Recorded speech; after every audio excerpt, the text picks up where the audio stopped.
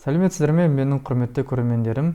Алдыңғы сабақта біз орыс тіліндегі ілі септіктің, яғни родительный падеждің кого, чего деген сұрағына жауап берген болатынбыз, нет кого, нет чего деген. Енді бүгін дәл сол сұрақтарға жалғастырамыз. Кімнің, ненің, біздің қазақ тілінде сол күйінде қалады. Кімнің, ненің, кімдердің, нелердің деген. Бірақ орыс тілінде чей, чия, чио, чии деген сияқты сұрақтарына жауап беретін боламыз. Бұл көп сұрақ болып көрінгенмен, бұның бәрі сол кімнің, ненің деген сұрағы ғана. Жай ғана бұл орыстың айырмашылығы мужской род, женский род, средний болып бөлінеді. Чьи деген ол жай ғана кімдердің, нелердің деген көпше түрдесі. Ал енді уақыт созбай тез бастап кетейік. Мысалы, сізде мынандай бір жағдайлар болып қала ма? Бір кабинетте болсаңыз, мектепте болсаңыз да, университетте болсын, бір ручка тауып аласыз, мысалы, қалам. Сол кезде сұрағыларыңыз келеді, кімнің мынау, кімнің қаламы деп, орыс тілінде мысалы чья-то ручка деп, немесе чьё-то ручка деп. Сол кезде мынандай моменттер бола ма? Ойлап қаласыз ба? Чьё бола ма, чья бола ма деп. Немесе тағы да біреу сұрап жатса, чья-то ручка деп отыр, чья-то ручка, немесе чьё-то пальто деп отса, сол кезде қалай жауап беретініңіз, мысалы, это мое пальто ма, это моя пальто ма, это мои деп, мысалы, ол сұраққа дұрыс жауап беру үшін мына ілі септіктің кімнің, ненің деген сұрақтарға жауап беріп үйрену керек. Яғни дұрыстап сұрап, дұрыстау жауап беріп үйрену керек. Айырмашылығы дәл сол біздің қазақ тілі сияқты, бұларда да мысалы қазақ тілі сияқты дін, азаматтың, көршінің деген сияқты нын, нін, дін, тін, тын, тін деген сияқты жалғаулар бар. Бірақ орыс тілден керісінше, орыс тілде жеңілдірек, көрдіңіз, жалғаулары төртеу ғана. Яғни көршінің дегенде сосед, да, ағарып өзеді. Досымның, мысалы, қыз бала болса, подруги, чья-то ручка десе, это ручка подруги деген сияқты. Айырмашылығы неде? Қараңыз, бізде кімнің, ненің дейміз. Орыс тілінде де дәл солай, кімнің, ненің, бірақ оларды оның алдында сол сұрайын деп жатқан затыңыз болсын, адам болсын, соның қай родқа жататынын біліп алу керексіз. Мен сізге алдында айтып кеткенмін, родтарды жаттап алыңыздар. Яғни сіздер родтарды біледі деп есептейін. Мысалы, ручка тауып алсаңыз, ол бірінші ойлайсыз, ручка а-мен аяқталады, яғни женский род. Сондықтан ол чья болады, мысалы, чей болса, мысалы, мужской родқа жататын сөздер, ол білесіздер, мужской род қандай аяқталатын, дауыссыз дыбыспен және и әріппен аяқталған. Мысалы, кімнің баласы десе, чей это сын деп айтамыз, мысалы. Яғни мужской родқа жатса, чей деп сұраймыз. Ол зат болуы мүмкін, ол адам болуы мүмкін, жануар болуы мүмкін. Яғни не мужской, не средний, не женский родқа жатады. Соған байланысты сұрақты қоямыз, және соған байланысты сұраққа жауап беріп отырамыз. Чьи деген, және бұл жай ғана көпше түрде. Яғни көп жатса, көп зат жатса, мысалы, чьи это вещи, чьи это деньги, чьи это, мысалы, қандай да бір көп зат қалғанда чьи деп сұраймыз. Ол кезде естеріңізде болсын, көпше түрде мужской, женский, средний род деген болмайды. Род мүлдем болмайды көпше түрде. Мысалы, күрек орыс тілінде лопата болады, Сізден сұрағыңыз керек, кімнің күрегі деп, қазақ тілінде. Орыс тілінде лопата деген сөздің родын біліп аласыз. Лопата а әріппен аяқталады. Яғни ол женский родқа жатады. Сондықтан сұраған кезде чья это лопата деп сұраймыз. Чей это лопата емес, чьё-то лопата емес, чьи это лопата емес, чья это лопата деп сұраймыз. Өйткені бірақ күрек және женский родқа жатады. Бұл көршінің күрегі, біз ның деген көршінің деген ілік септіктің жалғауы орыс тілінде жай ғана а әрпі. Сонда это лопата соседа. Аяқталуы мен алдыңғы сабақта айтып кеткем, қандай жалғаулары қалай аяқталатын көрмесеңіздер, көріңіздер. Это лопата соседа. Немесе это моя лопата. Сіз ұл болсаңыз да, это моя лопата деп айтасыз. Өйткені лопата женский род.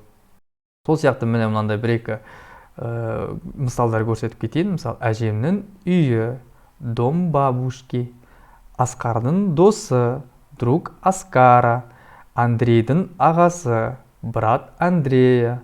Комната Анары емес, мақсаттың бөлмесі, комната.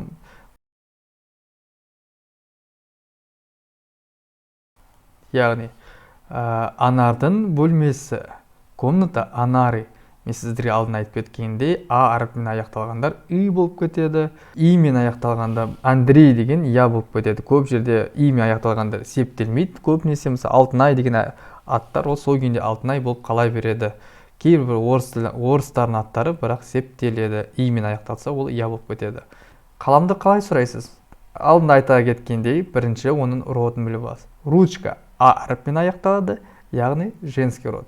сол кезде сұраған кезде сіз сұрап жатсаңыз чья это ручка деп, чье это ручка деп сұрақ алмайсыз, чья это ручка деп сұрайсыз. Сосын сіз ұл болсаңыз да, сіз қыз болсаңыз да, ол жерде ешқандай айырмашылық жоқ. Өйткені әңгіме бұл сіз туралы болып жатқан жоқ. Бұл жерде ручканы сұрап жатыр. Я ручка женский род. Сондықтан это моя ручка деп айтасыз. Ұл болсаңыз да, қыз болсаңыз да. Немесе біреудікі болса, это ручка Динары деп айтасыз. Мынау үй әрпі алдын айтып кеткен естеріңізде ме? А мен аяқталған сөз үй болып кетеді дедім. Яғни Динара женский род үй болып кетті. Біздің қазақ тілінде нын деген сияқты. Бұл Динараның қаламы.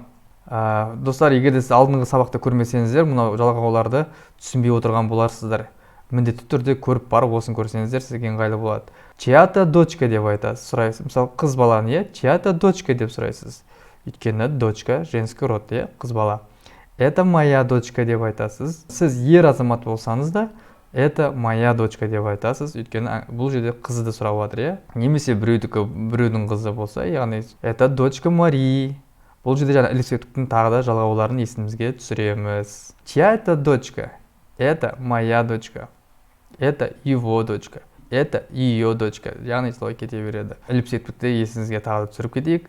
Ямен аяқталғандар и болып кетеді. Бізде мысалы Марияның десек, орыс тілінде Марии болады, Енді мужской род қойтейік. Чей деген сұрақ қойтейік. Чей деп сұрақтарды біз тек қана мужской родқа жататын сөздерге қоямыз. Ол адам болуы мүмкін, ол зат болуы мүмкін, бұл жай ғана сөз болғанда болуы мүмкін, бірақ қандай да бір мужской родқа жататын сөз.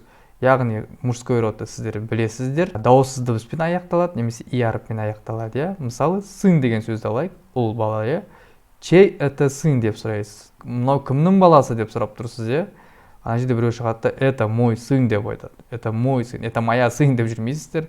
Это мои сын деп жүрмейсіз, это мой сын. Өйткені сын мужской род. Немесе жаңағы іліпсектіктің жалғауымен келістірсек, это сын Марата. Яғни Мараттың ұлы, немесе Мараттың баласы деген сияқты. Тағы да чейға тағы да бір мысал келтірейік. Мысалы, дом деген сөзді алайық. Дом қайтадан есімізді түсіреміз, мужской род. Яғни сұраған кезде не деп сұраймыз? Дұрыс, чей это дом деп сұраймыз. Жауап берген кезде это мой дом деп айтасыз. Сіз әйел адам болсаңыз да, это мой дом деп айтасыз. Немесе іліпсектіктің жалғауымен қосып айтатын болсаңыз, это дом директора. А әрпі қосылады, естеріңізге түсіреміз. Дауыссыз дыбыспен аяқталғанға жай ғана А әрпі қоса салады. Тағы да бір мысал келтіріп кетейік. Чей это телефон? Мысалы, телефон деген сөзді білесіз, мужской родқа жатады. Сондықтан сұрағы да мужской родпен чей деп сұраймыз. Чей это телефон? Это мой телефон. Немесе это телефон друга. Другқа А әрпі қоса салады, іліпсектіктің жалғауы. Енді үшінші, бұл да жеңіл оңай. Чье деген. Чье деп сұрақ қойған кезде, бұл да кімнің деген сұрақ қой. Кімнің, ненің деген сұрақтар ғой, жаңа қазақ тіліндегі. Бұның айырмашылығы жаңа средний родқа жатады. Средний родқа көбінесе мынау е мен о мен аяқталған сөздер, яғни жансыздар. Бұл жерде жануарлар, адамдар болмайды средний родта. Біз мысалы көшеде портмоне тауып алдыңыз, Чей это портмоне деп сұрамаймыз. Чья это портмоне деп сұрамаймыз. Чье это портмоне деп сұраймыз. Өйткені портмоне деген средний род е мен аяқталып тұр. Сұрағы да сондай болады, чье болады. Это портмоне. Сосын ол сіздікі болса, это мое портмоне деп айтасыз. Это моя емес, это мое портмоне деп айтасыз, Өйткені портмоне средний род. Егерде мысалы орыс адамдікі болса, мысалы Сергей деген сияқты, Андрей. Егерде ол мысалы Сергей деген орыстың атын алайық, мысалы егерде ол портмоне Сергейдікі болса, орыс тілін аттары көбінесе септеледі, яғни имен аяқталса, ол я болып кетеді. Мысалы, это портмоне Сергей демейсіз, это портмоне Сергея, это портмоне Андрея деп. Мысалы, қазақ тілінде көп әріптер имен аяқталғандар бізде септелмейді. Шетел азаматтарының аттары көбінесе септелмейді.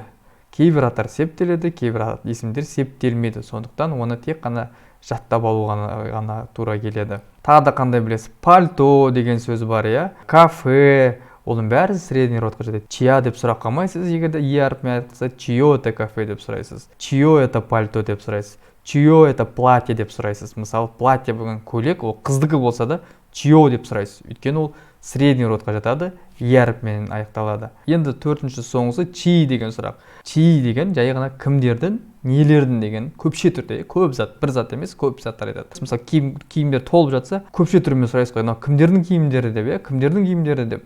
Сол сияқты орыс тілінде оны чьи-то вещи дейміз. Чьи, кімдердің. Жауап бергенде это мои вещи деп айтамыз. Өйткені көпше түрінде бұл көп, бір зат емес, көп. Чьи это мои вещи деп. Естеріңізге тағы да сала кетейін. Көпше түрде мужской, женский род болмайды. Чьи-то вещи деп сұрайсыз, бір киімдер шашылып жатса, оған мысалы жауап беруі мүмкін. Это вещи студента деп. Бұл студенттің киімдері немесе заттары, Ал енді мен сіздерге бір осындай тапсырма берейін. Мысалы мен сізге қандай бір сөзді айта салайын, сіз сол сөзге сұрақ қоясыз және сұраққа жауап бересіз. Мысалы болады, мысалы сумка деп сұрайын. Сумка дейін. Қалай сұрақ болады? Сумканы қалай жауап сұрайсыздар? Чья-то сумка ма? Чья-то сумка ма? Немесе чье ма? Естеріңізге түсіріңіз. Сумка женский род. Яғни чья-то сумка болады. Мысалы обувь деген алайық. Обувь деген алдық. Есімізге түсіреміз. Обувь қай родқа жатады? Обувь женский родқа жатады. Яғни сұрағанда қалай сұраймыз сонда? Дұрыс. Чья-то обувь деп сұраймыз. Егерде көпше түрде болса қалай сұраймыз? Мысалы, бір аяқ киім емес, аяқ киімдер толып жатыр. Сіз сұрағыңыз келді, мынау кімнің аяқ киімдері деп. Мысалы, обуви, естеріңізге түсіреміз. Дұрыс. Чьи деп сұраймыз. Чьи это обуви. Тағы да қандай келтіреміз. Деньги дегенді алдық. Есімізге тағы түсіріп кетейік. Орыс тілінде деньги деген жеке түрде жоқ. Тек қана көпше түрде ғана бар. Мынау кімнің ақшалары деп қалай сұрайсыз? Дұрыс. Чьи это деньги деп сұрайсыз. Мысалы, бұған жауап берсеңіз, қалай жауап бересіз? Дұрыс. Это мои деньги деп сұрайсыз. Это его деньги. Это ее деньги, Тағы да мысал келтірейік. Ал ноутбукты алайық. Мынау кімнің ноутбугі деп қалай сұрайсыз? Есіңізге түсіреміз. Дауыссыз дыбыспен аяқталып тұр. Бұл мужской родқа жатады. Яғни қалай сұраймыз? Дұрыс. Чей это ноутбук деп сұраймыз. Чей это ноутбук. Қалай жауап береміз? Ол сіздің ноутбугыңыз болса, это мой ноутбук деп жауап бересіз. Немесе досыңыздың ноутбук болса, это ноутбук моего друга. Немесе это ноутбук друга. Это ноутбук подруги деген сияқты, Мына сөзді алайық. Хоп. Пальто. Мынау кімнің пальтосы деп қалай сұраймыз орыс тілінде? Это чья пальто ма? Это чье пальто ма? Мүмкін это чья пальто шығар, Дұрыс жауап беріп отырған шығарсыздар. Бұл это чье пальто деп сұрайсыз. Өйткені пальто средний родқа жатады. Жауап бергенде де это мое пальто деп жауап бересіз. Это его пальто, это ее пальто, это пальто Азамата, это пальто Азата. Ал достар, осымен бүгінгі сабақ аяқталды. Сіздерге сәл де болсын түсінікті болған шығар деп ойлаймын. Соңында тағы да бір рет есімізге түсіріп кетейік. Кәнекей, мысалы, ал бастайық. Чья деп сұрайтын болсақ, ол сөздің бәрі, яғни женский родқа жатады. Женский род қандай әріппен аяқталатынын сіздер яғни білесіздер. Чей это деп сұрайтын болса, мужской родқа жататын сөздерге чей деп сұраймыз. Чье деп сұраған кезде ол средний родқа жататын заттарды сұраймыз. Чей деп қандай да бір көпше түрде сөздер бар. Кімдердің, нелердің деген сұрақты орысын чей деп сұраймыз. Айырмашылығы тек қана сол ғана. Ал енді келесі сабақта кездескенше достар, менің бұл YouTube арнамда мектепте әлі мен басты табыс көзі емес, мен басты жұмысым емес, сондықтан толықтай 100% өзім уақытымды бөле алмай жүрмін. Өкінішке орай жақында ақырындап кірісемін деген ойдамын. Сондықтан қазір видеолар аздап шығып жүр, бірақ қалай уақытым болған сайын видео шығарып тұруға тырысамын. Рахмет сіздерге, менің каналыма жазып, пікірлеріңізді оқып отырмын, бәріңізді оқимын. Қай жерде уақытым болған кезде пікірлеріңізді оқып, қарап отырамын. Рахмет сіздерге, жақсы сау болыңыздар.